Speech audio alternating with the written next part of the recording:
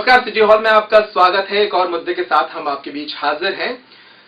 रुपया लगातार गिरता जा रहा है और 68 के पार पहुंच चुका है। लगभग 69 रुपए का $1 आज जो वर्ल्ड वाइड रिपोर्ट सामने आ रही है उनके मुताबिक हो चुका है। सोने की कीमत 34,000 के पार पहुंच चुकी है। थोड़ा तकनीकी विषय है, इतना पढ़ा लिखा मैं भी नहीं था। इस विषय को लेने के लिए छतरपुर में एक राय भी नहीं थी। छतरपुर को लेकर इस विषय को उठाना एक दुस्साहस भी माना जा रहा था, लेकिन इसके बावजूद रुपए की गिरती कीमत और डॉलर की बढ़ती कीमत से छतरपुर जैसे शहरों पर इसका क्या असर पड़ेगा, इस विषय को मैंने लिया है इस पूरे डिबेट में। और आज हमारे साथ एक खास पैनल इस डिबेट में मौजूद है। महाराजा कॉलेज में अर्थशास्त्र के प्रोफेसर जेपी मिश्रा जी हमारे साथ मौजूद हैं और वाणिज्य विभाग के professor doctor SP Jain sir हमारे साथ मौजूद हैं। और इस पूरी जो दुर्गति है इसकी पॉलिटिकल जिम्मेदारी लेने के लिए और खासतौर पर यूपीए जिस पर सबसे ज्यादा आरोप लग रहे हैं उसकी एक अहम पार्टी कांग्रेस की ओर से हमारे साथ मौजूद हैं कीर्ति विश्वकर्मा जी, जो कि प्रदेश सचिव हैं कांग्रेस की। तो इस पूरी डिबेट को शुरू करेंगे, लेकिन मैं इस डिबेट को इस तरीके से शुरू करना चाह रहा हूं कि हम सब, मैं खुद और आप सभी दर्शक, एक बहुत ही कठिन विषय की ओर जा रहे हैं। तो सबसे पहले मैं जेपी मिश्रा साहब के पास जाऊंगा और इसको समझने की कोशिश करेंगे कि रुपए का गिरना, डॉलर का बढ़ना होता क्या है और इसका आम आदमी पर क्या फर्क पड़ता है। सर देखिए, क्या है कि डॉलर के गिरने, रुपए के गिरने के लिए हमको पहले मांग पूर्ति के सिद्धांत को समझना होगा जी। जिस तरह से वस्तुओं की मांग और पूर्ति होती है, तो जब बाजार में प्याज के दाम बढ़ते हैं तो क्यों बढ़ते हैं, इस बात को हमें पहले जानना होगा। या किसी भी वस्तु के दाम बढ़ते हैं, मैंने प्याज का तो उदाहरण चूंकि अभी बर्निंग इशू है इसलिए लिया उसको। जब बाजार में मांग बढ़ती है और सप्लाई कम हो जाती है तो स्वाभाविक रूप से क्या होता है, वस्तुओं की कीमतें बढ़ जाती हैं। अब वो एक अलग बात है कि पूर्ति कम क्यों हो जाती है। पूर्ति कम होने के दो कारण होते हैं। एक तो कृत्रिम अभाव करके मुनाफाखोर उसको जमा कर लेते हैं, या दूसरा उसका प्रोडक्शन नहीं होता है जी। इसी तरह से डॉलर और रुपए की खरीद का भी मामला है। ये क्या है कि जो पूंजी बाजार है, ये पूंजी बाजार कहलाता है, मुद्रा बाजार कहलाता है। मुद्रा बाजार में मुद्रा की भी खरीद फरोख्त होती है, लेकिन वो बाजार जो है किसी स्थायी या किसी स्थान विशेष पर नहीं होता है। वो पूरा देश जो है मुद्रा बाजार में, जहां मुद्राओं का लेन देन होता है और दो देशों के बीच जब मुद्राओं का लेन देन होता है तो अंतर्राष्ट्रीय मुद्रा बाजार कहलाता है वो जी। अब बात आपने जो की है कि ये रुपया गिर क्यों रहा है, गिरना होता क्या है, गिरना होता क्या है। विनिमय दर एक शब्द होता है। विनिमय दर का मतलब होता है मुद्रा का मुद्रा में आदान प्रदान। जैसे भारत में रुपया चलता है, अमेरिका में डॉलर चलता है, तो भारत का रुपया $1 अमेरिका कितने पैसे में खरीदेगा, कितने रुपए में खरीदेगा। तो आज जैसे स्थिति 69 रुपए आपने अपने उसमें बोला, वक्तव्य में बोला, तो 69 रुपए हो गया। मतलब आज $1 यदि हम ओपन बाजार से खरीदने जाएं, अंतर्राष्ट्रीय बाजार में खरीदने जाएं, तो 69 रुपए का मिलेगा। कल वो 66 रुपए कुछ पैसे का मिल रहा जी। तो निश्चित रूप से है कि मुद्रा जो क्रय शक्ति है रुपया की वो गिर गई है, खरीदने की जो क्षमता है वो गिर गई है और डॉलर का मूल्य जो है बढ़ गया है। अब इसके कारण क्या है ये मैं आपको बताना चाहूंगा। पेट्रोलियम पदार्थों की खपत हमारे देश में बहुत ज्यादा है और उसको हम आयात करते हैं, ये सभी जानते हैं। और उन आयात जो पेट्रोलियम पदार्थ, कच्चा माल जो क्रूड ऑयल जिसे बोलते हैं, कच्चा ऑयल जो हम आयात करते हैं उसका भुगतान रुपए में नहीं होता है, उसका भुगतान हमको डॉलर में करना होता है। और डॉलर में जब हम खरीदते हैं और डॉलर हमारे पास है नहीं, तो हमको उसकी क्या करना पड़ती है, मांग करना पड़ती है, डिमांड करना पड़ती है। और चूंकि ओपन बाजार है इसलिए बाजार की शक्तियां ही इस कीमत को निर्धारित करती हैं बाजार। क्योंकि अब ऐसा मैं मान रहा हूं, चूंकि रुपया लगातार 30 जुलाई से पहले 61 रुपए था, आज 69 रुपए हो गया। 2 महीने में यदि 60-61 रुपए से 69 रुपए हो गया, जबकि आपको इतिहास में बताऊं कि 40 से 50 रुपए के बीच 10 साल तक चलता रहा। तो ऐसी कौन सी परिस्थिति आ गई कि जो है इतना कमजोर हो गया रुपया। वही सवाल मेरे जहन में उठ रहा था कि आपने कहा कि खपत हमारे यहाँ पेट्रोलियम पदार्थों की बढ़ गई। 1.5 वर्ष पहले 48 रुपए का डॉलर था और सिर्फ 1.5 वर्षों में हमने 20 रुपए अधिक खर्च करने पड़ रहे हैं हमें अब डॉलर के लिए। तो क्या 1.5 वर्षों में ही इतनी ज्यादा खपत बढ़ गई है? देखिए, इसमें केवल वाहनों की संख्या बढ़ रही है, औद्योगिक। एक कारण तो मैं मान सकता हूँ कि एक कारण हो सकता है कि हमारी खपत बढ़ रही है, लेकिन क्या सिर्फ डेढ़ वर्षों में इतना फर्क हो सकता उसमें है? हम राजनीतिक कारणों पे जाना नहीं चाहते हैं। मैडम बैठी हैं, उसको वो बताएंगी कि ऐसा क्यों हो रहा जी, है। उस विषय पे बाद में आएंगे। हाँ जी। लेकिन मैं ये जानता हूं कि डॉलर, चूंकि रिजर्व बैंक का कंट्रोल, मैं ऐसा मानता हूं कि अब नहीं बचा है। ये जो दरें निर्धारित होती हैं विनिमय दर की, ये भारतीय रिजर्व बैंक का जिम्मा होता है जी। और भारतीय रिजर्व बैंक कुछ ऐसे प्रयास नहीं कर पा रहा है कि जिसके कारण ओपन बाजार में मांग और पूर्ति के आधार पर खुला छोड़ दिया गया है बाजार को। इसलिए जो है रुपया लगातार गिरता जा रहा है, डॉलर बढ़ता जा रहा है। यद्यपि आज ही मैंने अखबार में पढ़ा कि अमेरिका में भी आर्थिक मंदी है, अमेरिका में डॉलर चल रहा है, वहां भी लोगों को अभी ये हो रहा है कि रोजगार से निकाल दो, क्योंकि जब पैसा नहीं है सरकार के पास। तो ये आर्थिक मंदी का दौर पूरे यूरोप में तो नहीं मैं कहूंगा कि है, लेकिन एशिया महाद्वीप में और अमेरिका में, क्योंकि यूरोप में एक अलग तरह की व्यवस्था उन्होंने बना रखी है। एक यूरो मुद्रा उन्होंने चला दी है और 9-10 देश मिलके जो है उसका विनिमय दर एक्सचेंज आपस में कर रहे हैं। तो उनका एक, यदि जापान का यूरो है तो वो इटली में भी 1 रुपए का काम कर रहा है। इसलिए उनकी अर्थव्यवस्था यूरोप के कुछ देशों की सुदृढ़ है, क्योंकि वहां पे रुपये गिरने की कोई बात नहीं है या वहां की मुद्रा के गिरने की कोई बात ही नहीं। एक अंतर्राष्ट्रीय दबाव भी हो सकता है, लेकिन बाजार पर इसका क्या फर्क पड़ता है? जैन सर, आपसे जानना चाहेंगे कि आज जो स्थिति है, मैंने कल कुछ रिपोर्ट्स पढ़ी अखबारों में, कुछ हमारी विदेशी कंपनियां हैं जो देश छोड़ के जाने वाली हैं। उन्होंने ऐलान कर दिया है कि भारत के जो बाजार हैं वो उनके अनुकूल नहीं बचे हैं। 68 रुपए के ऊपर जब डॉलर पहुंच गया है, तब ऐसी स्थिति में अब क्या हालात आप बाजार के देखते हैं, खासतौर पर ऐसे शहर जहां हम बैठे हैं?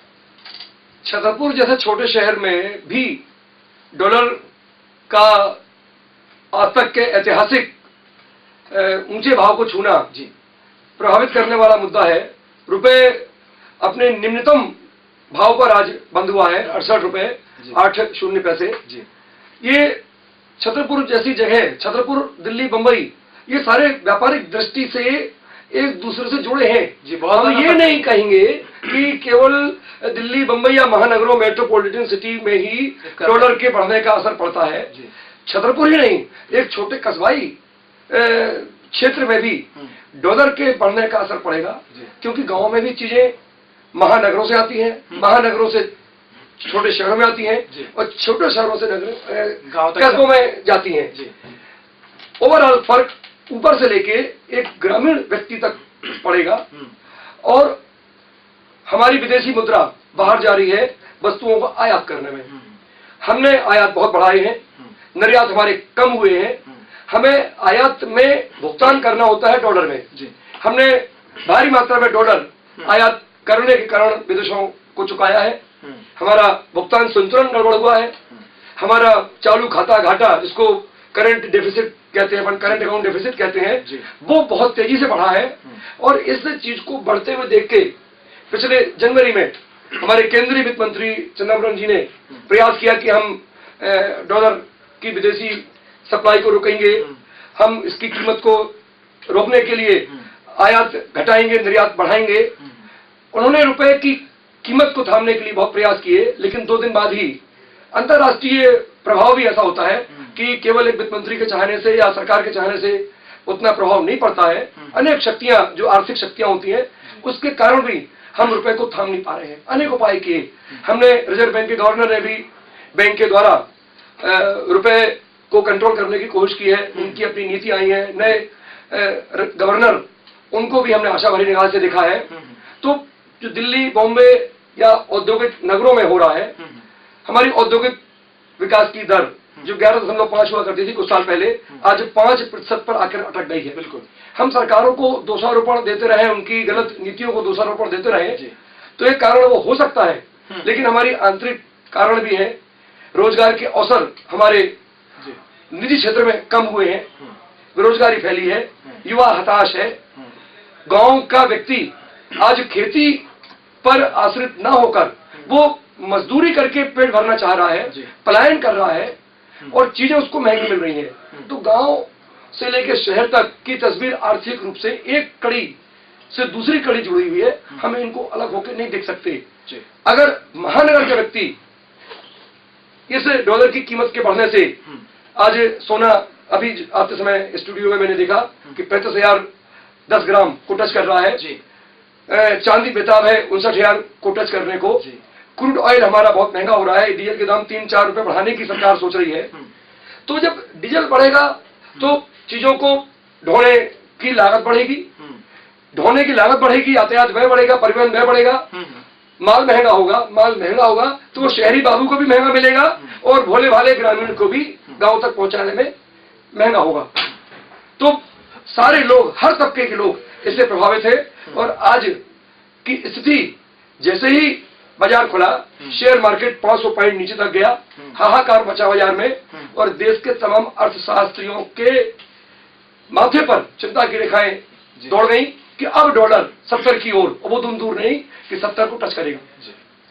तो बड़ी साफ गोई से जैन सर ने इस पूरे मसले को समझाया है, और जो 5-6 बिंदु उन्होंने बताए हैं कि हमने आयात बढ़ाया है, निर्यात हमारा कम हुआ है, हमारा चालू घाटा जो है वो नहीं रुका है और तेजी से बढ़ा है, विकास दर हमारी 5% से कम हो गई है, रोजगार के अवसर कम हुए हैं। अगर इन्हीं 5-6 बिंदुओं को कोई भाजपाई यहाँ बैठ के बताता तो वो बार बार ये कहता कि ये यूपीए सरकार के कारण हुआ है। मैं इस पूरी डिबेट को, चूंकि तकनीकी विषय था, मैं इसको नारेबाजी या हुल्लड़बाजी में तब्दील नहीं करना चाह रहा था, इसीलिए मैंने भाजपा से इस डिबेट में किसी को नहीं बुलाया है। मैं चाहता हूं कि वो नैतिक जिम्मेदारी एक कांग्रेसी बैठकर ही ले और तकनीकी जानकारों के बीच में ले। इसलिए कीर्ति विश्वकर्मा जी हमारे साथ मौजूद हैं। ये जो 5-6 बिंदु जैन सर ने बताया, अमूमन ये दूसरी भाषा में कोई भाजपाई भी बताता, लेकिन जायज विषय है, उन्होंने बताया है, उनकी अपनी समझ है, उनकी अपनी जानकारी है, इनसे हम इनकार भी नहीं कर सकते। कोई भी बात हो, या अंतर्राष्ट्रीय बात हो या भारतीय जो समस्याएं हों उसकी बात हो, लेकिन जिम्मेदारी तो कैप्टन की होती है। आप जब एक टीम चलाते हैं, जब आप एक देश चलाते हैं, तो सवाल तो आपसे ही पूछे जाएंगे। आने वाले दिनों में मध्य प्रदेश में भी विधानसभा के चुनाव है। भाजपा ये लगातार प्रचारित कर रहे हैं कि देश को गर्त में पहुंचा दिया है 2 अर्थशास्त्रियों ने, जिनके ऊपर देश को जिम्मेदारी सौंपी गई थी। कैसे जवाब देंगे भाजपा को?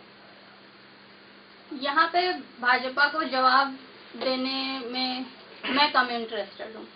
हमको अपनी बात यहाँ से शुरू करनी नहीं, लेकिन जनता को कैसे समझाएंगे जब वो जाके जनता को ये बताएंगे कि आज तक के सबसे गर्त में पहुंच चुका है देश। ठीक है, लेकिन उसके पहले जरा बात को, जैसे यहाँ पे चर्चा हो रही है, उस विषय को हम लोग पहले खोले तो बिल्कुल, उसके बाद फिर जिम्मेदारी भी लेंगे और आरोप भी लगाएंगे। जी बिल्कुल, लेकिन पहले उस विषय को खोले। शुरुआत हम करेंगे, जैसा कि सर ने कहा, क्रूड ऑयल की कीमतों से। अंतर्राष्ट्रीय बाजार में क्रूड ऑयल डॉलर के टर्म्स में हमको रीपे करना पड़ता है, नो डाउट। हमारा देश एक डेवलपिंग कंट्री है, 1947 एंड ऑनवर्ड ये डेवलप करता जा रहा। आज की डेट में ये पूरे वर्ल्ड में एक नामी गिरामी देश है, जिसकी अपनी एक इमेज है और लोग उसकी मानते भी हैं। फिर इसके बाद जो साइड बाय साइड ये बात चलती है कि क्रूड ऑयल की जो बात है, तो क्रूड ऑयल हमें बिल्कुल नहीं भूलना चाहिए कि एक नॉन रिन्यूएबल रिसोर्स है। नॉन रिन्यूएबल रिसोर्स मीन्स कि वो चीजें जो धरती अपने आप करोड़ों मिलियन साल में इन प्रोसेस डेवलप करती है, और उसका आज हम लोग इस्तेमाल कर रहे हैं। वो हमारा बेसिक फ्यूल हो जाता है किसी भी इंडस्ट्री, किसी भी डेवलपमेंट। अगर हम डेवलपमेंट की बात करें, चाहे वो व्हीकल हो, चाहे वो इंडस्ट्रीज हो, चाहे वो एनीथिंग, विदाउट फ्यूल आप कुछ नहीं कर सकते। फ्यूल हमारा बेसिक कहलाता है पेट्रोलियम एंड कोल, और दोनों ही अनफॉर्चुनेटली नॉन रिन्यूएबल सोर्सेज है, यानी कि इनको मिलियन ऑफ ईयर्स लगता है बनने में। तो अगर हम आज की डेट में 1 किलो कोयला जला देते हैं, तो ये 1 किलो कोयला बनने में करोड़ों साल लगने वाले हैं। इस बात को बिना सोचे, बिना समझे, कब से हम लोग, जब से हमारा देश में ये डेवलपमेंट, इंडस्ट्रियलाइजेशन, इंडस्ट्रियल रेवोल्यूशन शुरू हुआ था रशिया में, तब से ये हम करते जा रहे हैं बिना सोचे समझे। केवल एक होड़ है कि हाँ, इंडस्ट्रियलाइजेशन, डेवलपमेंट, लेकिन आज हम उस दौर पे आ पहुंचे हैं जहाँ पे हमको इसका परिणाम भुगतने के लिए तैयार रहना पड़ेगा, या हम परिणाम भुगत रहे हैं। इन अ सेंस ये अभी जो प्राइस हाइक है, जो अभी की प्रॉब्लम्स हैं, ये जो है उस प्रोसेस का अब ये रिजल्ट आना शुरू हुआ है। रिजल्ट इन अ सेंस कि जो चीज, जैसे आप अपने पूरे घर का 10 लाख रुपया लेके चले जाइए मार्केट में प्याज ढूंढने के लिए, प्याज की खेती कहीं हुई ही ना हो, तो क्या वो प्याज आप 10 लाख रुपए में भी परचेज कर पाओगे? ठीक इसी तरह से जिस समय हमारे धरती पे से ये नॉन रिन्यूएबल सोर्सेस एक्सटिंक्ट हो जाएंगे, उस समय हम चाहे जितनी भी बड़ी अपना देश बेच कर भी उसकी लागत चुकाना चाहें, तो क्या हम उस चीज को अवेल कर पाएंगे? पहली बात ये हो जाती है। और बाय एंड बाय ये चीजें खत्म हो रही हैं, ये बनेंगी नहीं। और तो एक एक मिनट। फिर दूसरी बात कि क्योंकि ये चीजें कम हो रही हैं, इंटरनेशनल मार्केट कह लीजिए, पूरे वर्ल्ड प्लेटफॉर्म पे, पूरे ग्लोब पे ये चीजें कम हो रही है, इसलिए जिन देशों के पास ये चीजों के भंडार है वो उसको महंगा बेचेगा, क्योंकि जो चीज कम है वो महंगी बिकती है। हमें डेवलपमेंट करना है अपने देश का, हम इस बात से बिल्कुल नहीं नकार सकते कि नहीं हम और देशों के मुकाबले पिछड़े रह जाए। हमें किसी भी कीमत पे अपने देश की जो डिमांड्स हैं उसको मेंटेन करना है और उन डिमांड्स के मेंटेन करने के बावजूद उसको डेवलप करवाना है। हम कोई भी देश की सरकार ये नहीं चाहेगी कि आप पिछड़े रह जाएं या हमारा देश पिछड़ा जाए। अगर हम घर के कैप्टन हैं तो हम नहीं चाहेंगे कि हमारा घर किसी भी मायने में पिछड़ा रह जाए। तो हम एनी हाउ अपनी पॉलिसीज एंड प्रोग्राम्स के जरिए ये काम करना मांगते हैं कि हम उस चीज को अवेल करते रहें अनटिल अनलेस एक एंड पॉइंट तो आएगा ही आएगा जब ये चीजें खत्म हो जाएंगी और हम उसको अवेल नहीं कर पाएंगे। तो मीन टाइम हमको ये भी करना पड़ेगा, जो नॉन रिन्यूएबल सोर्सेज है उसको रिप्लेस करना पड़ेगा रिन्यूएबल सोर्सेज से, जैसे कि हमारा सनलाइट। तो हम इंतजार क्यों कर रहे हैं? जैसा पूरा चीज सर इम्प्लीमेंटेशन में जाता है कि वहीं पे प्रॉब्लम आ जाती है कि चीजें कॉन्सेप्ट में हैं, चल रही हैं, लेकिन उस चीज का या तो एक कहना चाहिए टुगेदर बैठ करके हम उसके ऊपर विचार ही नहीं करना मांगते हैं, क्योंकि हम पर्सनल इश्यूज में अभी फंसे हुए हैं। क्योंकि अगर हमें किसी बात का प्रॉब्लम का हल चाहिए तो हमें आपको बैठ करके एक नॉर्मल वॉइस में या एक समझदारी के साथ बात करनी पड़ेगी, उस चीज को समझना पड़ेगा। और अगर हम सही हैं, भले ही हम पावर में हैं, आपको वो चीज एक्सेप्ट करनी चाहिए। लेकिन ये चीज कहीं ना कहीं हमारे तो ये जो अभी का सेटअप या सिनारियो चल रहा है इसमें मिसिंग है कि एक यूनानिमस जो डिसीजन होता है वो नहीं रीच कर पाता है। इसमें एक और बात, अभी हम पूरी बात कंप्लीट करना मांगेंगे कि गवर्नमेंट अगर चाहे भी कि इस चीज को समझाएं तो समझाएं किसको? Because the other persons who are sitting over there they are not interested in. आप तो सीधे सीधे न्यूज़पेपर में छाप दोगे कि आप जिम्मेदार हैं, लेकिन कोई भी आदमी क्या देश अकेले चला सकता है? ऐसा नहीं है कि केवल कांग्रेस की गवर्नमेंट्स रही है, ऐसा नहीं है कि केवल बीजेपी की गवर्नमेंट रही। बाय एंड बाय जनता ने हर किसी को मौका दिया, बट अगर कोई डिसीजन हुआ होगा तो उसका रिप्लिकेशन या उसका आने वाला जो प्रभाव है बहुत दिनों बाद पता चलता है, वो इंस्टेंट नहीं होने वाला होता है। लेकिन आज की डेट में अगर हमारे पास हमारा डोमेस्टिक फ्यूल महंगा है, हमें प्रॉब्लम जा रही है, हमें इम्पोर्टर्स हमारे डॉलर्स को ज्यादा पे करना मांग रहे हैं, डिमांड जैसा कि सर ने कहा था कि बढ़ रही है, इस वजह से डॉलर का एप्रिसिएशन होता है और हमारे रुपये का डेप्रिसिएशन हो जाता है, क्योंकि हमें डिमांड ज्यादा है। डॉलर हम ज्यादा उठाएंगे अगर इंटरनेशनल मार्केट से, तो हमारा रुपया अपने आप डिवैल्यूएट हो जाएगा। आपके इस पूरे जवाब में जो 2-3 चीजें मुझे समझ में आई हैं वो ये है कि एक तो हम तरक्की की कीमत चुका रहे हैं, जैसा कि आपने कहा कि हम तरक्की कर रहे हैं इसलिए ऐसा हो रहा है। तरक्की की कीमत हम एक डेवलप कंट्री नहीं, डेवलप कंट्री फाइन, जब तक वो चीज एम्पल में थी, मतलब उसमें प्रॉब्लम नहीं थी, तब तक आप ठीक है करते जा रहे थे। लेकिन अब ये समय आ चुका है कि हमको अल्टरनेटिव पे भी ध्यान देना पड़ेगा। फॉर एग्जाम्पल जैसे ईवीएस एक सब्जेक्ट है जो कि सेंट्रल गवर्नमेंट ने हर एनसीईआरटी स्कूल यानी सीबीएसई स्कूल में लागू करवाया है, या जितने फ्री बोर्ड्स है उसमें भी ऑप्शनल है कि आप इसको लागू करिए ना करिए, क्योंकि आप प्राइवेट बोर्ड्स पे नहीं कर सकते। ये स्टार्टिंग थी सिलेबस में, ये जब हम लोग पढ़ते थे तो ईवीएस सब्जेक्ट नहीं था, लेकिन आज की डेट में हर स्कूल में ईवीएस नाम का, एनवायरमेंटल स्टडीज नाम का एक सब्जेक्ट लागू किया गया, क्योंकि हम बेसिक्स से, हमें अगर समाज को कुछ चीज बतानी है तो हम कहाँ से स्टार्ट करें? बड़ा आदमी जब जाम में फंसा रहेगा वो स्कूटर नहीं बंद करेगा, वो जानता नहीं है कि फ्यूल जो है वो कितनी भारी मात्रा में हम किस दाम पे हम झेल रहे हैं और हम उसको खरीद रहे हैं, फिर भी हम जलाएंगे नहीं। लेकिन ये सब we are not going to stop over. नहीं, ये आपकी जो आप कारण बता रही हैं ये निश्चित रूप से इस दुर्गति के लिए कारण हो सकते हैं। लेकिन मिश्रा सर, मैं आपसे जानना चाहूंगा, जिस तरीके से आपने कहा कि ये सारी चीजों की जिम्मेदारी उन लोगों की भी होनी चाहिए जो स्कूटर बंद नहीं कर रहे हैं, या फिर जो सोच नहीं रहे हैं कि कोयला कैसे बनता है, या फिर वो लोग जो समझ नहीं रहे हैं कि भाई कहाँ हम जा रहे हैं। लेकिन अल्टीमेटली एक जिम्मेदारी जो हमारी पॉलिटिकल विल पावर होती है, जो हेड करती है पूरी चीज को, उसकी भी एक जिम्मेदारी होनी चाहिए। ये 3-4 कारण क्या इतने बड़े हैं कि इनके पीछे हम वो जो सवाल है वो छोड़ दें? मैं सीधा सा जवाब इसका देना चाहता हूँ कि 2007 में विदेशी मुद्रा के भंडार हमारे यहाँ 300 अरब डॉलर थे जी और आज 275 अरब डॉलर है। जी। इकोनॉमी यदि इतनी बढ़ रही है, आगे जा रही है, तो ये विदेशी मुद्रा के भंडार बढ़ना चाहिए थे कि घटना चाहिए थे? वही तो 2007 से तो हम बहुत आगे निकल गए, है ना, तो हमारे विदेशी मुद्रा के भंडार बढ़ना चाहिए थे, लेकिन नहीं बढ़े। तो कहीं ना कहीं हमारी पॉलिसी का दोष तो है जी।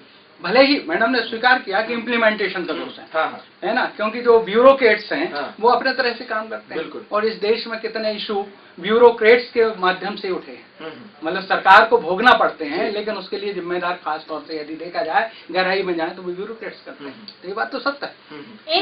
एक बात सर बीच में ही, सॉरी फॉर इंटरप्शन, लेकिन जैसे आज के समय के जितने जो ब्यूरोक्रेट्स है या जो नेता है हमारे, बहुत जरूरत है कि एक new line of young educated leaders आए आज के डेट में, क्योंकि सारे के सारे वही गंवार, अनपढ़, जो सोच नहीं जानते हैं, जो देश नहीं जानते हैं, जो विदेश नहीं जानते हैं, वो केवल वोट के लिए नमस्ते करना जानते हैं, पैर छूना जानते हैं, या फिर पावर के दम पे ये 9 साल से कांग्रेस सरकार चला रही है देश में, सर, और अब 68 रुपए पहुंच गया। अब आप आग लगी तो कुआं खोदने की बात हो रही है। केवल सेंट्रल की बात, केवल हेड की बात नहीं है, केवल हेड की बात नहीं है। अगर हम ऊपर बैठ करके पॉलिसी बनाते हैं सर, ऊपर बैठ के सेंट्रल गवर्नमेंट की अब हम 9 साल ये खत्म करने वाले हैं लोग।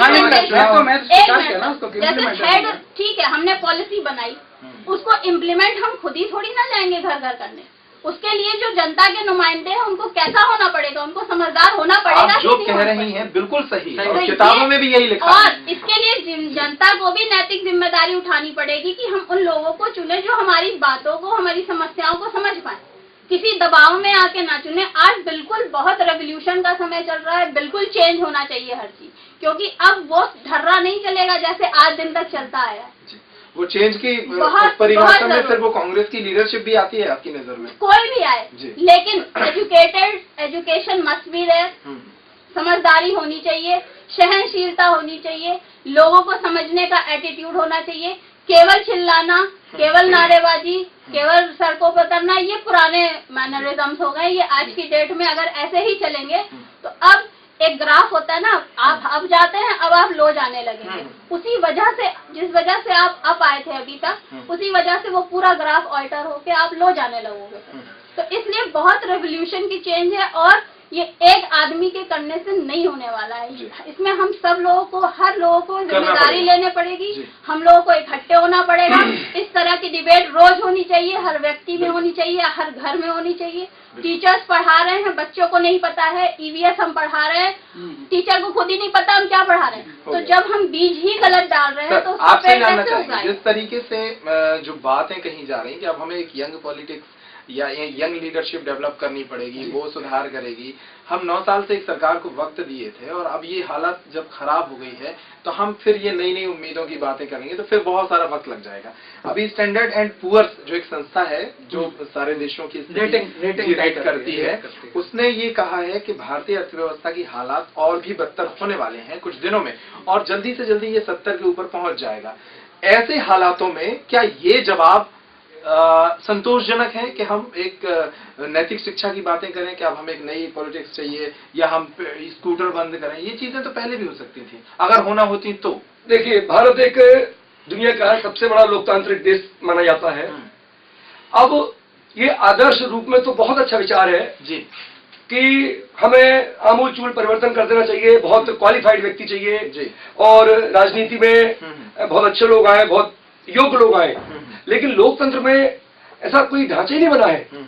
हमने मिनिमम योग्यता तो तय की नहीं है, जो बहुत जरूरी होना चाहिए। हमने एक न्यूनतम अधिकतम उम्र तय नहीं की जो होना चाहिए। आज 80 साल का बुजुर्ग हमारे यहाँ मंत्री बना होता है, जिसका बौद्धिक स्तर मेरे ख्याल से शायद उतना ऊंचा नहीं होता जो युवा का होगा। सर उस पर नहीं जाते, वो संविधान में दे रखा है, वो अब संविधान ने उसको हक दे रखा है। वो नहीं, तो वही बात अब रामदयाल जी बुरा मान जाएंगे जो आपने कहा ना कि क्या आप ये कर सकते, तो हमारा कहने का यही, आपकी बात को हम आगे बढ़ा रहे हैं कि अब ये वक्त नहीं है कि लोकतंत्र में ये हर एक को अवसर है।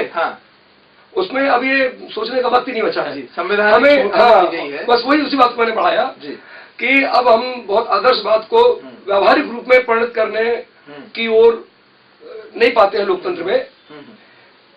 तो लेकिन हमें इन्हीं स्थितियों में सोचना होगा। अच्छा कैसे करते हाँ, अच्छा कैसे करते मुझे इसमें दो बातें और हैं? ऐड सर, आपको टाइम देंगे, बस 2 मिनट और। इन्हीं स्थितियों में देखना भूमिका होगा बना रहा हूँ। कि आजादी के समय डॉलर की कीमत 1 रुपए थी। जी, मैंने भी सुना है, मोदी जी अपने भाषण में कहते फिर रहे हैं ये। अखबार में आ रहा है जी हम नेताओं की बातें सुन के कम मानते जी, हैं जी। हम शिक्षक लोग, लेकिन जो अखबार में लिखते पढ़ते हैं उनको मैंने माना है। रेफरेंस बुक आती है, हम लोग पढ़ाते बोलते हैं सेमिनार में, राष्ट्रीय सेमिनार में, तब 1 रुपए और 1 रुपए थी। और एक रिपोर्ट छपी है, उसे उल्लेख करना चाहूंगा मैं। जी बिल्कुल।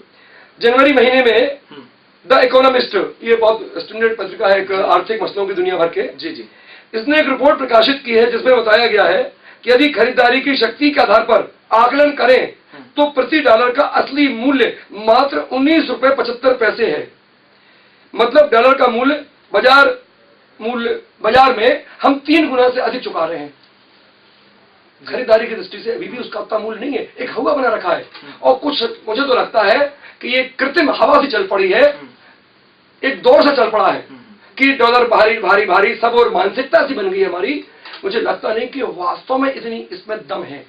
नहीं, कोई पॉलिटिक्स, ये हवा तो निकलेगी, थोड़ी देर से निकलेगी, लेकिन इसके गोल्ड पीछे के रेट फिर नीचे आएंगे, स्थितियां अनुकूल होंगी। लेकिन एक वातावरण जब निर्मित होता है, जैसे किसी राजनीतिक पार्टी के पक्ष में विपक्ष में हवा से चलती है, तो लोग बिना सोचे समझे उस बात को आगे अफवाह की तरह बढ़ाते हैं। इसके पीछे के कारण मैं बताया देता जी जी बिल्कुल। हूं। हवा क्यों बना ये हुआ है? हाँ, एक सिर्फ एक हवा ऐसे नहीं बन जाता। क्या कोई पॉलिटिकल या फिर कॉर्पोरेट की देखिए, conspiracy आप इसमें देखते हैं? कोई विश्व साजिश? में 2 अंतर्राष्ट्रीय संस्थाएं हैं।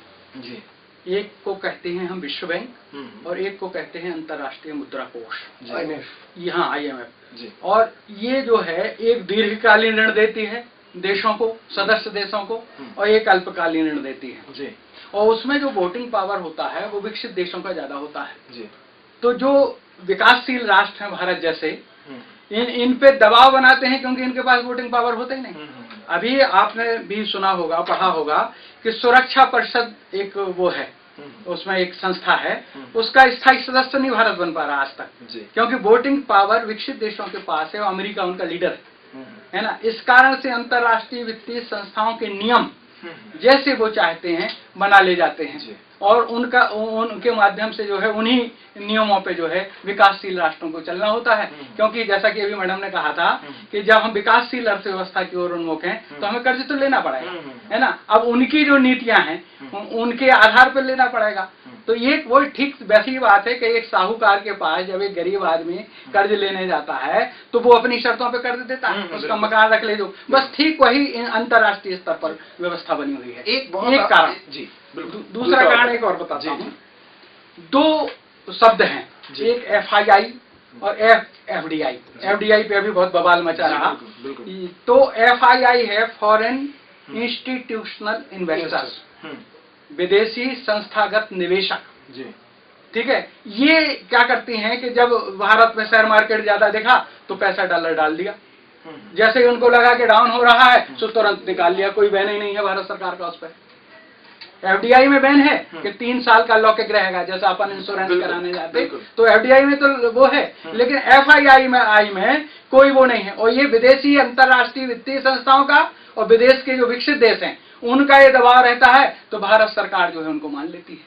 सिर्फ मान लेती है, कोई साजिश रहती है इसके पीछे? अब ये तो राजनीतिक एक अर्थशास्त्री के तौर पर आपको क्या लगता है, क्या ये आसान है कि कोई हमसे कुछ कहे और हम उसको मान? नहीं, देखिए विकास का जब मुद्दा आता है जी, सरकार को पैसा चाहिए होता है जी, क्योंकि यदि नोट छाप देते हैं हम तो महंगाई आसमान पे चली जाएगी, मुद्रास्फीति हो जाएगी। चलन में मुद्रा का ज्यादा आ जाना स्फीति कहलाती है। और क्लियर कर दूं, जी जी, जिस तरह से और सीधा सीधा कहूं कि 1 जोड़ी कपड़े हैं तो अपन कितने हिफाजत से रखते हैं, और 10 जोड़ी कपड़े हैं तो हम एक फेंक देते हैं दूसरा पहन लेते हैं। इसी तरह मुद्रा का वैल्यूएशन है कि मुद्रा की मात्रा जब चलन में ज्यादा आ जाती है तो मुद्रा का मूल्य कम हो जाता है ना, और मुद्रा की मात्रा जब चलन में कम रहती है तो मुद्रा का मूल्य बढ़ जाता है। ये सीधा सीधा महंगाई को इफेक्ट करता है। नहीं, आपसे एक बहुत आसान सवाल है, क्या जो आप वर्तमान की स्थिति देख रहे हैं और इस पर जो कदम उठाए जा रहे हैं भारत सरकार की तरफ, क्या आपको लगता है कि वो कदम बिल्कुल पर्याप्त नहीं है? इसलिए तो हम आप डिबेट में बैठे हैं आज।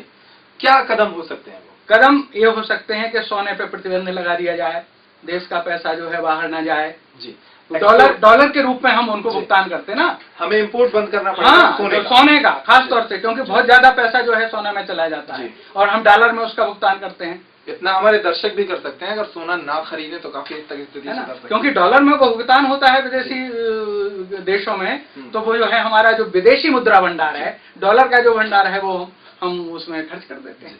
तो इसलिए एक तो कारण ये है। दूसरा कारण ये हो सकता है कि विदेशी जो पर्यटक हैं उसमें सरकार की कोई लागत नहीं लगना है। विदेशी पर्यटकों को हम पर्यटन के ऐसे केंद्र विकसित कर दें कि विदेशी पर्यटक हमारे यहाँ आए तो विदेशी मुद्रा लेके आएंगे, भारतीय रुपए में उसको कन्वर्ट कराएंगे, लेकिन जो अंतर्राष्ट्रीय वित्तीय संस्थाएं हैं, भारत का रिजर्व बैंक है, वो डॉलर रख लेगा और पैसे जो है लोगों को रुपया में दे देगा। तो भारत में विदेशी मुद्रा अपने आप आ जाएगी। दूसरा कारण हो सकता है, ठीक है ना जी। और भी कारण इस डिबेट में हम जानने की कोशिश करेंगे। आपके शहर में डिबेट कर रहे हैं, इसका थोड़ा बहुत फायदा आपको भी मिलेगा। आप सोना बंद कर दीजिए, कुछ स्थिति सुधर सकती है। एक छोटे से ब्रेक के बाद लौटेंगे और जानेंगे कि सरकार द्वारा उठाए जा रहे कदम कितनी स्थिति को बेहतर कर पाएंगे और अभी क्या कर रहे हैं। एक छोटे से ब्रेक।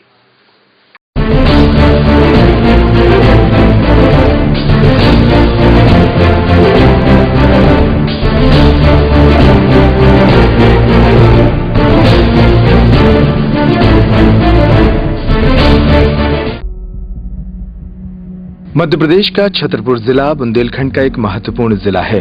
सागर संभाग के 5 जिलों में से एक छतरपुर अन्य जिलों के मुकाबले तेजी से तरक्की करने वाला जिला है। जिले की आबादी लगभग 16 लाख हो चुकी है। 1000 से ज्यादा गांव और 50 से ज्यादा कस्बों शहरों में बटा यह जिला बुंदेलखंड के उन गिने चुने जिलों में से एक है जहां की स्वास्थ्य सेवाओं में निरंतर तरक्की हो रही है। बढ़ती जनसंख्या और आसपास के जिलों की निर्भरता को देखते हुए यहाँ स्वास्थ्य सेवा के क्षेत्र में अनंत संभावनाएं हैं। बावजूद इसके 1 वर्ष पहले तक यह जिला एक महत्वपूर्ण सुविधा से वंचित था। सरकारी आंकड़ों के मुताबिक छतरपुर के प्रमुख जिला अस्पताल एवं अन्य शासकीय अशासकीय अस्पतालों में प्रतिदिन लगभग 5000 मरीज अपना इलाज कराने पहुंचते हैं। इनमें से अनेक मरीज हादसे एवं अन्य ऐसी समस्याओं के शिकार होते हैं जिनमें मरीज की सीटी स्कैन आवश्यक होती है। छतरपुर में सीटी स्कैन मशीन के न होने से सैकड़ों मरीजों को प्रतिदिन झांसी अथवा ग्वालियर भागना पड़ता था। इस भाग दौड़ में जहां मरीज की जान खतरे में होती है, वहीं मरीज के परिवारजनों को अनावश्यक खर्च उठाना पड़ता है। एक अनुमान के मुताबिक यदि किसी मरीज को सीटी स्कैन के लिए छतरपुर से झांसी ले जाना पड़ता है तो इसमें मरीज के 4 से 5 परिजन व्यस्त हो जाते हैं। लगभग 2000 रुपए का वाहन खर्च होता है। साथ ही लगभग 3 से 5000 रुपए का शुल्क सीटी स्कैन के लिए चुकाना पड़ता है। मरीजों को इसी समस्या से मुक्त कराने के लिए छतरपुर के अपने सीनियर व साथी डॉक्टरों के मार्गदर्शन पर डॉक्टर यशपाल सिंह बुंदेला एवं डॉक्टर सुदर्शन रावत ने पेप्टेक ग्रुप के सहयोग से वर्ष 2013 में बुंदेलखंड डायग्नोस्टिक सेंटर की नींव डाली। छतरपुर शहर के हृदय स्थल छत्रसाल चौक पर जिला चिकित्सालय एवं अन्य बड़े निजी नर्सिंग होम से मात्र 200 मीटर की दूरी पर स्थित इस सेंटर में मौजूद आधुनिक whole body CT scan machine जिले के मरीजों के लिए वरदान साबित हो रही है। एक्सीडेंट सहित आकस्मिक मामलों में मरीजों की सीटी स्कैन सिर्फ मिनटों में संभव हो जाती है। यहाँ आने वाले मरीजों को न्यूनतम शुल्क पर आधुनिक सुविधा का लाभ मिल जाता है। यह मशीन मरीज की स्कैनिंग का संपूर्ण डाटा कंसोल में एकत्रित करती है, जहां से OFC इंटरनेट कनेक्शन के जरिए यह data radiologist doctor Sudarshan Rawat तक भेजा जाता है। मरीज की स्कैनिंग एवं परिस्थितियों के मुताबिक डॉक्टर सुदर्शन रावत इस रिपोर्ट को 30 मिनट से 2 घंटे के बीच तैयार कर देते हैं। इस तरह यह रिपोर्ट कुछ ही मिनटों में मरीज के परिजनों को मिल जाती है। पूरी तरह से हाईटेक एवं ऑनलाइन सुविधा होने के कारण कई इमरजेंसी मामलों में मरीज के डॉक्टर एवं परिजनों से कंसल्ट भी करते हैं। इस पूरी प्रक्रिया ने छतरपुर की स्वास्थ्य सेवाओं की दिशा में क्रांति ला दी है। अब मरीजों को अपनी जान पर खेलकर न तो झांसी ग्वालियर भागना पड़ता है और न ही उन्हें अनावश्यक खर्च झेलना पड़ता है। साथ ही उन्हें देश के विख्यात डॉक्टरों की सेवाएं भी छतरपुर में ही उपलब्ध होने लगी हैं।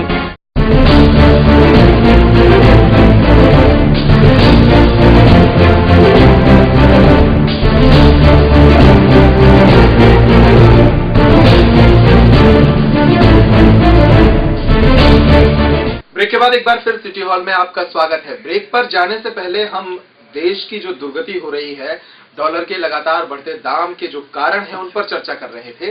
ब्रेक के बाद हम कोशिश करेंगे कि समाधान की तरफ आए और जो हमारा पैनल है उससे पूछें कि आखिर समाधान क्या देखते हैं आप ऐसे हालातों में। लेकिन इसके पहले मैं दो सवाल जो बहुत ही जरूरी हैं और छतरपुर के लोगों के लिए बहुत आवश्यक है, क्योंकि राष्ट्रीय चैनल्स पे बहस चल रही है इस विषय पे, लेकिन कई जटिल सवालों के जवाब मुझे भी इन बहसों से अब तक नहीं मिल पाए हैं और मुझे लगता है कि शायद आपको भी नहीं मिले होंगे। इसलिए मैं मिश्रा जी चूंकि हमारे छतरपुर के, तो उनसे पूछा जा सकता है। एक तो सर ये कि बार बार कहा जा रहा है कि हम 1991 के हालातों में पहुंच रहे हैं। क्या हुआ था 1991 में और क्या वो हालात थे, और वर्तमान में क्यों ऐसे हालात बनते देख रहे हैं आप? 1991 में भी ये मंदी का दौर आया था जी, और मंदी के दौर में उत्पादन रुकता है, उत्पादन कम होता है जी, निर्यात जो है कम होते हैं, आयात बढ़ जाते हैं जी। उस समय भी विदेशी मुद्रा भंडार का संकट था, अंतर्राष्ट्रीय व्यापार में भुगतान करने के लिए उस समय भी था। तो उसके लिए ये किया गया था कि दो तरह के उपाय किए गए थे। एक तो सोने को गिरवी रख के विदेशी मुद्रा भंडार बढ़ाया गया था, और दूसरा नए आर्थिक सुधारों में तीन चीजें हुई थी, जिसे हम शॉर्ट में LPG कहते हैं जी। एल का मतलब था लिबरलाइजेशन, जिसे उदारीकरण कहा जाता है, आर्थिक नीतियों का उदारीकरण जी। P का मतलब है प्राइवेटाइजेशन जी, निजीकरण जी। और G का मतलब है ग्लोबलाइजेशन, वैश्वीकरण या भूमंडलीकरण। इसको और सरल अर्थों में मैं कहूं कि नीतियों को उदार बना दो, जिससे बिना रोक टोक के बाजार दुनिया एक देश दुनिया के दूसरे देशों के कर सके। दूसरा निजीकरण, निजी हाथों में ज्यादा से ज्यादा और उद्योगों को सौंप दो, कानून नियमों को कम करके और निजी हाथों में दे दो। उसका मेन कारण ये था कि गवर्नमेंट ने जो अपने दामन कहना चाहिए पाल रखे थे कि कर्तव्य बोध कम है और अधिकार बोध की बातें ज्यादा करते हैं। तो इस कारण से जो है सरकार ने ये सोचा कि निजी हाथों में सार्वजनिक संस्थानों को भी दे दो, जिससे वो अच्छी तरह से इसको संचालित करेंगे। और ग्लोबलाइजेशन का मतलब था वैश्वीकरण का, कि जिस तरह से गांव की व्यवस्था होती है कि एक गांव में यदि हमारे घर में नमक नहीं है तो हम पड़ोस से ले लेते हैं कि जब हमारे पास आएगा तो हम दे देंगे। तो ग्लोबलाइजेशन का मतलब ये था कि विश्व एक गांव की तरह काम करे, कि एक देश दुनिया के दूसरे देशों से जहां सस्ता सामान मिलता है, सस्ता माल मिलता है, बिना किसी नियम कानून या रोक टोक के या कम कानून के दायरे में रह के जो है ये हो जाए, तो एक विलेज के रूप में जो है पूरा विश्व वो हो जाए, जिसे विश्वग्राम हम कह सकते हैं। तो इस तरह की अवधारणा को किया था और ये लागू किए गए। जी, क्या इन तीनों कारणों के बाद, सर आपसे जानना चाहेंगे, इन तीनों कारणों के बाद जब बाजार हमारा सेहतमंद हुआ होगा, ऐसा हम मान के चल सकते हैं कि थोड़ा बहुत सेहतमंद हुआ होगा, फिर क्यों स्थिति खराब हुई, और वर्तमान में क्या जरूरत आप देखते हैं? इन तीनों चीजों के अलावा और कौन कौन से उपाय हो सकते हैं? निश्चित सेहतमंद हुआ, सरकारें आई नहीं, कौन पार्टी थी, किसकी सरकार थी, इसकी समीक्षा में ना जाए जी, लेकिन हमारे पास विदेशी मुद्रा का भंडार बढ़ा, और जो सरकार गई यूपीए सरकार के आने के पहले एनडीए सरकार, वो भुगतान की स्थिति अच्छी छोड़ गई थी और हमारे पास विदेशी मुद्रा का भंडार भी था। लेकिन इन 9 सालों में थोड़ी सी गलत आर्थिक नीतियों के कारण हमारा विदेशी मुद्रा भंडार खर्च होता गया। विश्व की कुल आपूर्ति का सोना जितना भी है उसका हम भारतीय जो सोना प्रेमी हैं वो 1/4 से लेके 1/3 तक खुद खर्च कर लेते हैं, जबकि हमारे यहाँ सोना होते ही नहीं। सोने की चिड़िया भारत को कहा गया और उसी सोने ने हमें आज दर बदर करने को मोहताज कर दिया है। हमारा इतना सोना प्रेम। मैं एक आंकड़ा देना चाहूंगा कि जो यूपीए सरकार के 9 वर्षों में स्वर्ण चांदी और बहुमूल्य रत्नों का आयात किया गया, उसका कुल सकल मूल्य 402 अरब डॉलर रहा। डॉलर भुगतान करते हैं जब सोना आयात करते हैं, यह बड़ी मात्रा है। लेकिन इन 9 वर्षों में हमने जो आभूषण जेवरात बनाए और निर्यात किए, उनकी कुल कीमत थी 251 अरब डॉलर, यानी 161 अरब डॉलर का शुद्ध घाटा हमें लगा। ये सोना का प्रेम हमारा ये कहता है कि इस तरह से हम अपने सोने की प्रेम को जो तिजोरी में भरा रखा है, अनुत्पादक है, कभी भविष्य में काम आएगा, संकट काल में काम आएगा, जबकि हर एक के घर संकट ऐसे नहीं आने वाले। लेकिन हम अज्ञात भय से ये सोने के प्रति हमारा मोह बढ़ता जा रहा है और पीढ़ी दर पीढ़ी हम इसको ट्रांसफर कर रहे हैं और इसको सुरक्षित निवेश ही माना गया है, और है ऐसा नहीं है। लेकिन अति मोह के कारण हमारे खजाने खाली होते गए, निर्यात हमने कम कर दिए, आयात बढ़ाते गए, पूंजीगत वस्तुओं का आयात हमने खूब बढ़ाया, मशीनरी, संयंत्र, औजार वगैरह हमने बढ़ाए। उसके कारण भी हमें विदेशी मुद्रा में भुगतान करना पड़ा। उपभोगगत वस्तुओं का, उपभोगगत वस्तुएं और उपभोगगत तो इन दोनों को हमने भी अपनी उपभोक्तावादी संस्कृति के कारण भरपूर उपभोग किया और कर्ज लो घियो पियो वाली संस्कृति को हमने आगे बढ़ाया। और आज नतीजा ये आ गया कि हम साथ क्या आए हैं, साथ क्या लेके जाएंगे, खुले हाथ खर्च किया, कर्ज लेके खर्च किया। आज हम इस कगार पे आ गए हैं कि अब हमारे पास रुपए को संभालने के लिए कोई उपाय सरकार जो कर रही है वे सक्षम और सफल साबित नहीं हो रहे हैं। जी, आपने एक बोलते बोलते एक बात कही जो मैंने लिखी थी कि थोड़ी बहुत आर्थिक नीतियां हमारी गलत रही, वो थोड़ा खुलकर बताइए। 2-3 जो आर्थिक नीतियां आपको गलत लगती हैं बाजार के हिसाब से, वो क्या थी? आर्थिक नीति यही कि हमने अपने निर्यात पर जोर नहीं दिया। हमारे पास जो वस्तुएं बनाने की क्षमता है, जो अपना स्किल है, हमने अंतरराष्ट्रीय मार्केट नहीं खोजे, वो प्रयास नहीं किया। उसमें हमारी सरकारों का और संबंधित विभागों का भी प्रयत्न कम रहा। जी, आयात में हमारी रुचि रही, आयात से हमारे जो वरिष्ठ अधिकारी नेता है उनको भी अप्रत्यक्ष लाभ होते हैं, हमारी रुचि रही, हम बढ़ाते गए। तो ये आर्थिक नीति यहाँ मुझे गलत लगती है। तेल जितना हमें चाहिए उसका केवल हम 1/4 हिस्सा उत्पादन कर रहे हैं। लेकिन जैसा मिश्रा जी ने कहा या कीर्ति जी ने भी कहा कि हम स्कूटर स्टार्ट किए हैं, जहां नहीं स्टार्ट करके भीड़ में या जाम में, वो तो ठीक है, एक स्कूटर की बात। हमारे धार्मिक यात्राओं में हम महीने भर पहले शोभा यात्रा निकालते हैं स्कूटर से, और तमाम कीर्ति जी करण जी पढ़े लिखे लोग समझदार होते हैं, उस शोभा यात्रा में किसी भी धर्म की हो, सारे पढ़े लिखे लोग पूरे शहर का कई दिन तक चक्कर काटते हैं और कान फाड़ते हुए जागरूक कराते हैं कि फलाने की जयंती, ढिकाने की जयंती। हम कहाँ ठीक कर पा रहे हैं वो चीजें। मुझे दुख होता है इन रैलियों में पेट्रोल जो सैकड़ों लीटर पर डे फूकता है, तो हमारे तेल के कारण भी तेल और सोने के आयात ने हमारा तेल निकाल दिया। चलिए, ये एक बहुत नादान सवाल है और मैं इसलिए पूछ रहा हूँ क्योंकि बहुत सारे लोगों ने मुझसे भी कहा था कि ये सवाल जरूर आप पूछ लीजिए कि जब हम सब कुछ ये रुपए से कर रहे हैं, रुपए से स्थिति सुधरती है एक घर की, एक व्यक्ति की, एक देश क्यों नहीं अपनी करेंसी खुद छाप लेता सारी चीजों को सुधारने के लिए? मैंने इसका जवाब आपको पहले दे दिया था, फिर भी बोल थोड़ा सा हाँ वैसे समझा के कि आम आदमी को समझ में आ जाए। देखिए, जब मुद्रा की मात्रा चलन में ज्यादा आती है, क्योंकि नोट छापेंगे तो मुद्रा क्या होगी, चलन में ज्यादा आएगी जी।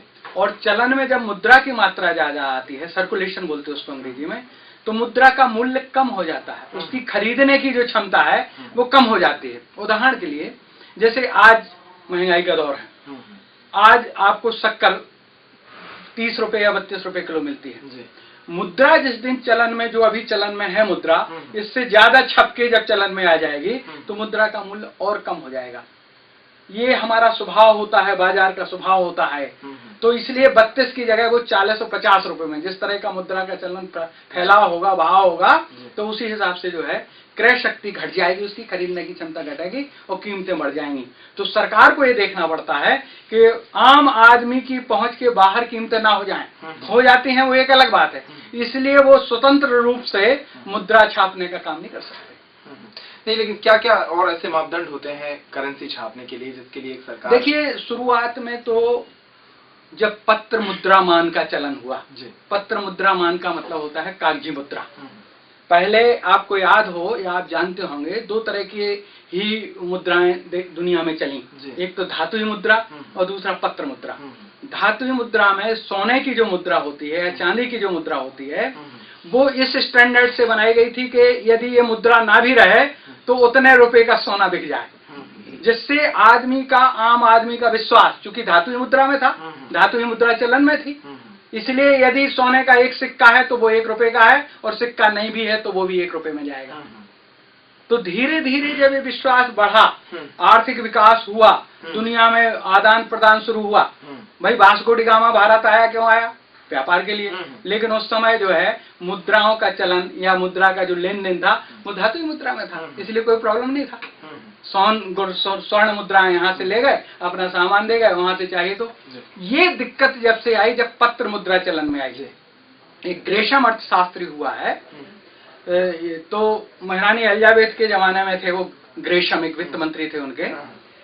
तो उन्होंने ये कहा कि ये मुद्रा घिस पिट गई है ज्यादा, इसलिए नई मुद्रा को चलन में डाल दें। नई मुद्रा को चलन में डाला तो वो गायब हो गई और पुरानी ज्यों की त्यों चलती रही। तो महारानी एलिजाबेथ ने पूछा उनसे कि भाई ये ऐसा क्यों हुआ? तो उसने एक नियम दिया था कि बुरी मुद्रा या कटी फटी मुद्रा अच्छी मुद्रा को चलन से बाहर कर देती है, क्योंकि आदमी की प्रवृत्ति होती है अच्छा रख लेगा, उसे पता है कि ये घिस गया है सिक्का, इसकी वैल्यू कम होगी क्योंकि सोना कम हो गया होगा चलते चलते, इसलिए नए को रख लिया, पुराने को छोड़ दिया। उसके बाद जब विकास ज्यादा हुआ, दुनिया में आयात निर्यात बढ़े, तो अब इतनी स्वर्ण मुद्राएं चला नहीं सकते थे, चलन में नहीं रहती थी, कट फिट जाती थी, घिसावट होती थी। इसलिए सर मैं इतिहास नहीं, मैं सिर्फ ये जानना चाह रहा हूँ वर्तमान में एक सरकार को करेंसी छापने के लिए क्या क्या मैं इतिहास बताना जरूरी था। जी जी।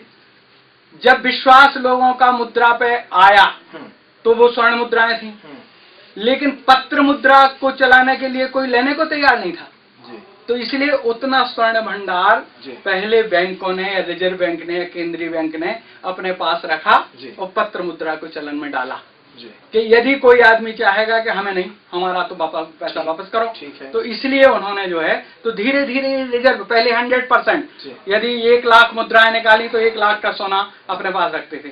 धीरे धीरे इस स्वर्ण मुद्राओं का रिजर्व जो है, भंडार जो है, ये कमता गया। और कमने का मतलब था कि भारतीय पत्र मुद्रा पे या दूसरे देशों की पत्र मुद्रा पे आदमियों का विश्वास जमता चला गया।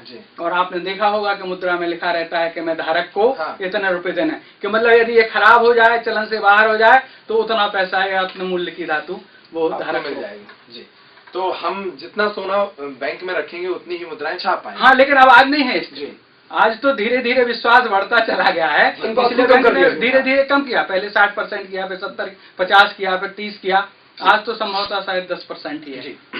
कीर्ति जी, आपसे जानना चाहेंगे, जैसे ये बात निकल के आई कि हमारी कुछ आर्थिक नीतियां गलत रही, 9 साल कांग्रेस की सरकार रही और आने वाले दिनों में फिर हमें चुनाव देखने हैं, विधानसभा का चुनाव मध्य प्रदेश में है, फिर लोकसभा के चुनाव हैं।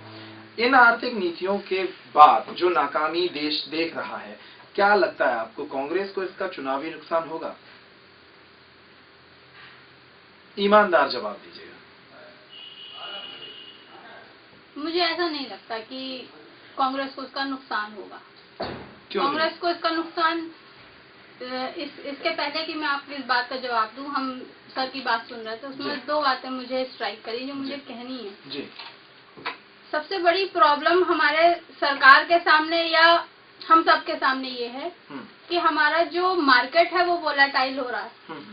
वोलेटाइल मतलब कि कंपनीज वो इन्वेस्टमेंट करना मांग रही है जो कि वो जब चाहे विड्रॉ कर सकती है। जी। इसका कारण क्या है? जो हमारे नेशनल हमारे कंट्री की जो पॉलिटिकल इंस्टेबिलिटी है। पॉलिटिकल इंस्टेबिलिटी मतलब जो हमारे रूलिंग पार्टी है और जो हमारी ऑपोजिशंस बैठी हैं, उनके बीच में कोई भी क्लैश अगर करता है, वो मीडिया के थ्रू सब लोग देखते हैं। इमीडिएटली आप देखोगे कभी भी कोई प्रॉब्लम अगर संसद में होती है तो उसका सीधा इफेक्ट सेंसेक्स पे जाता है। क्यों जाता है? क्योंकि जो फॉरेन इन्वेस्टर्स है वो हर सेकंड की आपकी नजर रखे हुए हैं।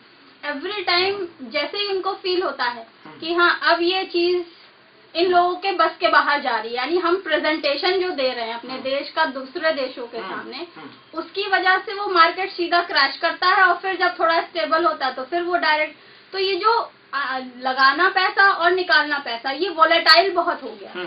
तो हमारे इन्वेस्टर्स, हम भी, वो लोग ये नहीं चाहते कि हम ऐसी जगह पे पैसा लगा दें और लॉन्ग टर्म के लिए लगा दें जहाँ पे हमें अगर जरूरत पड़े तो हमें विड्रॉ करने में ही हम इंटरनल उसमें फंस के रह जाए। तो पहली प्रॉब्लम ये हो गई कि वोलेटाइल हो गया मार्केट। दूसरी प्रॉब्लम जो सर ने बताई कि हमारा जो लोग हैं, जो हमारी जनता है, वो थोड़ी रिजर्व्ड मेंटालिटी की है, वो स्टोरेज में ज्यादा विश्वास रखती है। उसका भी अपना कारण है, क्योंकि वो लोग इतना ज्यादा इकोनॉमिक्स पे अभी आपको डिबेट करने में प्रॉब्लम जा रही है, तो जनता तो थोड़ी और दूर की ही बात समझ लीजिए। मैं वही कह रहा हूँ। तो वो हो गए रिजर्व्ड नेचर के। मार्केट यानी इन्वेस्टर्स जो हमारे FIIs हैं वो हो गए बिल्कुल अवेयर नेचर के।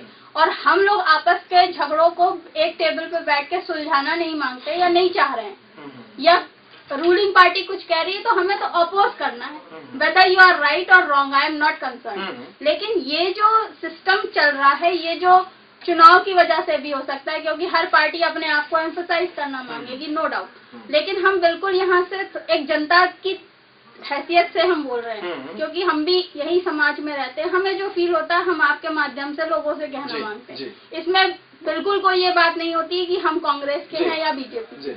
जो बातें हैं उसको समझना, उसको फॉलो अप करना और उसको ठीक तरीके से लोगों को समझाना। तो पहली गड़बड़ी है कि हम प्रेजेंटेबल नहीं है। पहली गड़बड़ी है कि हम लोगों के सामने अपना सही चरित्र, सही सोच प्रस्तुत नहीं दे पा रहे हैं। उसका इम्प्रेशन ये है कि आप लोग हमको गलत समझ रहे हैं, क्योंकि हम जो बोलेंगे वही सर आप हमको समझेंगे, हम मन में चाहे जितने अच्छे हों, you are not going to understand that. तो हम अपना प्रेजेंटेशन नहीं दे पा रहे हैं। इस वजह से जो हमारा FIIs है वो अपना पैसा विड्रॉ कर रहा है। पैसा विड्रॉ कर रहा है, हमें डिमांड जरूरत ज्यादा पड़ रही है। डिमांड ज्यादा पड़ रही है, हमारा रुपीस का डिफ्लेशन हो रहा है और डॉलर का एप्रिसिएशन हो रहा है। तो ये मतलब एक चेन लिंक कनेक्टेड है, इट्स अ साइकिल। आप एक को दूसरे से तोड़कर नहीं देख सकते, इसमें आप किसी एक की जिम्मेदारी निर्धारित कर ही नहीं सकते। ये ऐसा गोल चक्कर है। एक बात और कहेंगे, हमारे यहाँ जो सेंट्रल बैंक ऑफ यूरोजोन है और सेंट्रल बैंक जापान का, इन लोगों ने इस जो इंटरनेशनल इन्फ्लेशन है इसको काउंटर करने के लिए अपनी खुद की करेंसी एक्सेसिव में छापी। उसका ये हुआ कि वो करेंसी क्योंकि ज्यादा हो गई, तो अब USA जो कि वर्ल्ड पावर है, उसने अपने डॉलर को स्टेबलाइज करने के लिए डॉलर की वैल्यूएशन को बढ़ाया। तो अब उनके लिए वही, उनके जो आज हम अपने रुपए के लिए फील कर रहे हैं वही उनके साथ प्रॉब्लम है कि उनकी करेंसी डीवैल्यू हो गई। जब USA ने स्टैंड लिया कि हम अपने डॉलर को स्ट्रेंथन करेंगे, तो उसने ये stand against all the developing countries लिया, जिसमें कि हम भी अनफॉर्चुनेटली शामिल हैं। तो जब ये स्टेप उन्होंने उन बैंक्स के छापी हुई करेंसी के अगेंस्ट में लिया, तो इसमें हम अपने आप से, जैसे कहते हैं ना गेहूं के साथ घुन पिस गए, हम पिस गए। और हमें एक और एडिशनल प्रॉब्लम जो कि हमारे बस की ही नहीं, वो हमको सामना करना पड़ रहा। तो दो प्रॉब्लम्स इंटरनल है, एक कि हम प्रेजेंटेबल होंगे तो इन्वेस्टर्स अच्छे से आएंगे, दूसरा क्रूड पेट्रोलियम का जो यूज है देश के अंदर उसको हम अपने करेक्ट स्टैंडर्ड्स, करेक्ट तरीके से प्रचार प्रसार करके स्टेट गवर्नमेंट, सेंट्रल गवर्नमेंट सब अपनी जिम्मेदारियां निभाते हुए उसको करें, और हर व्यक्ति, हर सिटीजन भी अपना कर्तव्य समझे। एक इस तरह से चलेगा। तो दो प्रॉब्लम्स इंटरनल है। ये थर्ड प्रॉब्लम जो है वोलेटाइल इक्विटी भी हमारी ही चेन रिएक्शन का एक नतीजा है, जैसा हमने आपको बताया कि एक साइकिल है। और जो एक प्रॉब्लम ये वाली होती है, जो अदर कंट्रीज अपनी एक्सेसिव मनी करेंसी छापती है, उसका जो हमें खामियाजा भुगतना पड़ रहा है, ये एक एडिशनल प्रॉब्लम है जो हमारे बस की बात नहीं है। सर, बड़ी ईमानदारी से दो चीजें स्वीकार की कि प्रस्तुतिकरण जो है वो देश का ठीक नहीं रहा अंतर्राष्ट्रीय मंच पर, जिसके कारण कुछ समस्याएं हैं, और दूसरी ये कि कुछ अंतर्राष्ट्रीय समस्याएं हैं जिसके कारण हम ये झेल रहे हैं। एक चीज और जो उन्होंने नहीं स्वीकारी, ये मेरे जहन में आती है या काफी बहुत सारे और ऐसे लोगों के जहन में आई है, हम फूड सिक्योरिटी बिल ला रहे हैं, हम लोगों को 2 रुपए 3 रुपए किलो अनाज दे रहे हैं। ठीक है, एक गरीब के स्तर पे ये अच्छा लगता है कहने सुनने में कि देश के गरीब को 2 रुपए 3 रुपए किलो अनाज मिल रहा है ताकि वो भूखा ना सोए। लेकिन आपको क्या लगता है कि इतने बड़े देश को चलाने के लिए इस तरह के जोखिम लिए जाने चाहिए सब्सिडी के स्तर पे, जो हम सब्सिडी बांट रहे हैं गरीबों के नाम पर, इसमें हम क्या कर रहे हैं? हम देश को खतरे में डालकर सिर्फ वोट पक्के कर रहे हैं कि नहीं? बिल्कुल ईमानदारी से सब्सिडी इस देश में बंद हो जाना चाहिए, क्योंकि बैसाखी सहारा आदमी को कमजोर बनाता है। तो किसी मतलब सब्सिडी सहारे के लिए है कि जब तक आपने चलना नहीं सीखा, और जब चलना सीख जाएं आप तो बैसाखी को अपने आप छोड़ देना चाहिए। अब तो ऐसा लग रहा है कि सब्सिडी के नाम पे जो है बड़े बड़े लखपति, करोड़पति और जिनके पास वो है वो BPL कार्ड में है। क्या मतलब है इसका? इसका मतलब यह है कि बैसाखी के सहारे ही लोग चलना सीख गए हैं। इस मिथक को सरकार को तोड़ना पड़ेगा। हाँ। तभी कुछ सुधार। सभी को सुधार। सर, एक फाइनल कमेंट आपसे भी, बाजार की जो स्थिति आप देख रहे हैं, इस स्थिति से ही आने वाले दिनों में राजनीति की दिशा और दशा भी तय होगी। आपको क्या लगता है कि बाजार राजनीति को प्रभावित कर सकता है? बाजार वो फैक्टर है कि छोटे से लेके बड़े तक को इफेक्टेड करता है जी, और वोटों को भी वो बहुत जल्दी प्रभावित करता है अगर एक उपभोक्ता और एक मतदाता की जेब पर ज्यादा बोझ पड़ता है। लेकिन दोनों चीजें आपको नजर में रखनी होंगी। सोना जरूर 34,000 35,000 के पास जा रहा है, हमारी जो पेट्रोलियम चीजें हैं, पेट्रोल डीजल जरूर महंगा हो रहा है, लेकिन सरकार 2 रुपए किलो अनाज भी दे रही है। तो देखिए, वोटर यहाँ मेरा मत है, दोनों चीजें रहेंगी। देखिए मेरा मत है कि हम गरीब आज किसको कह रहे हैं? वो गरीब जो दिन भर कमाता है और शाम को दारू के ठेके पे जाके 30-40 रुपए की दारू पी रहा है, दिन भर में 20 गुटखे खा रहा है, बीमार होने पर इलाज करा रहा है, उसको हम 2 रुपए और 3 रुपए किलो अनाज देने की बात कर रहे हैं। ये कहां उसकी गरीबी है जब वो खुद इस व्यसन पर वो खर्च कर रहा है और बड़ी दिलेरी से खर्च कर रहा है। सरकार उसके उपचार के लिए अलग हॉस्पिटल खोल रही है, अलग अभियान चला रही है करोड़ों रुपए का। तो ऐसे में मुझे तो ये न्याय संगत नहीं लगता है कि 1.5-2 लाख करोड़ रुपया फूड बिल पर खर्च किया जाए, जो आपने क्वेश्चन किया था कि क्या इसकी कीमत पर देश की आर्थिक खोखलेपन रुपया वेंटिलेटर पे आ गया, इसकी कीमत पर ये अभी ही लाना चाहिए था। हम थोड़ा सब्र करके लाते, थोड़ा आर्थिक स्थिति मजबूत करते, फिर देखते और हम ये देखें कि उसकी कैपेसिटी खर्च करने की क्या है, किन चीजों पर खर्च कर रहा, क्या वो भूखों मर रहा है? जब व्यसन पर इतना खर्च कर रहा है तो अपना गुजारा तो वो ठीक से कर रहा है। गरीबी विरोधी बात नहीं है। नतीजे क्या देखते हैं? नतीजे तो मतदाता है थोड़े दिन में बात बहुत जल्दी भूल जाता है और चुनाव आते आते तक कौन सा एक अच्छा सा झुंझुना पकड़ा दिया जाए उसको, तो ये सारे पुराने दुख दर्द भूल के उस नए लॉलीपॉप को वो मुंह में लेके और उस सुहाने सपने दिखाने वाले को वोट दे आएगा। तो हमारे यहाँ मतदाता कितने ही हम कह रहे हैं कि लोकतंत्र हमारा बहुत पुराना भी है, उतना परिपक्व हमें नहीं लगता। किनको चुनना चाहिए? कीर्ति जी, मैं यहाँ बताना भी चाहूंगा कि कीर्ति हमारी एमकॉम की टॉपर स्टूडेंट रही है, गुरु शिष्य को एक साथ डिबेट में आपने ला दिया, ये पेप्टेक को धन्यवाद भी है। ये किस स्थिति में मतदाता को हम चुनाव में पाते हैं और वो क्या सोचता है, ये पहले से डिसाइड कर पाना पड़ा। मन की कोई नहीं जान पा रहा मतदाता की। कितने जतन कर लो, कितने प्रयास कर लो, हम अपना पूरा सीना खोल के रख देते हैं, लेकिन अंत में मालूम पड़ा कि वोट किसी और को दिया। रिजल्ट की अपेक्षा कुछ और होती है। सारे खजाने पार्टियां खोले जा रही हैं अभी और बहुत उदार बनी है सरकार के खजाने के दम पर, लेकिन प्रभावित तो करेंगे, लेकिन ऊंट किस करवट बैठेगा ये बड़ा मुश्किल है कहना, क्योंकि मतदाता के भीतर की बात बड़ा रहस्यमय है वो। चलिए, मतदाता रहस्यमय है, उम्मीद है कुछ दिनों में एक झुंझुना मिलेगा, आप वोट दे के आएंगे। लेकिन आज जो एक रिपोर्ट आई है उसके मुताबिक देश के पास सिर्फ 6 महीने तक देश को चलाने का खजाना बाकी रह गया है। आने वाले दिनों में और हो सकता है कि स्थिति खराब हो, रुपए की राजनीति किस करवट जाती है ये तो आने वाला वक्त ही बताएगा। फिलहाल आप सोना कम खरीदिए, स्कूटर का पेट्रोल भी बचाइए। आज की डिबेट से आपको कुछ मिला होगा, उम्मीद है। थोड़ा जटिल विषय था लेकिन आप बने रहे इस डिबेट में, इसके लिए बहुत बहुत शुक्रिया। आप सभी का भी शुक्रिया, धन्यवाद।